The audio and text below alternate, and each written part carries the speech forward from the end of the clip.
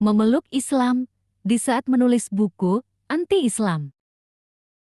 How and why did you decide to write an anti-Islamic book? After high school, I went to university and I did comparative religion. And the remarkable thing, I think, was that the first day of me going to college was September 11, 2001. Already thought, okay, these Muslim guys are kind of crazy and this religion isn't the truth. Then a few years later was this guy in the Netherlands called Theo Van Gogh, Theo Van Gogh. He was a famous filmmaker and he was killed in the street. He was shot and they tried to slit his throat and they put a knife in his stomach with a letter on it for another girl, and Hirsi Ali. And it said, "You are next." So it strengthened my anti-Islam feelings in such a way that I thought, well, I have to become politically active to do something and stop this evil of harming our country. You started politics because of Islam. Yeah, and that really had to do with Islam. That was the reason that I wanted to write a book, to explain to people why Islam was a danger for the world. When I was writing my book, like I said earlier, the questions, the doubts I had about Christianity popped up again. And that was about truth, of course, because I was a believing Christian guy. And yeah, the Christian questions I had in the end were answered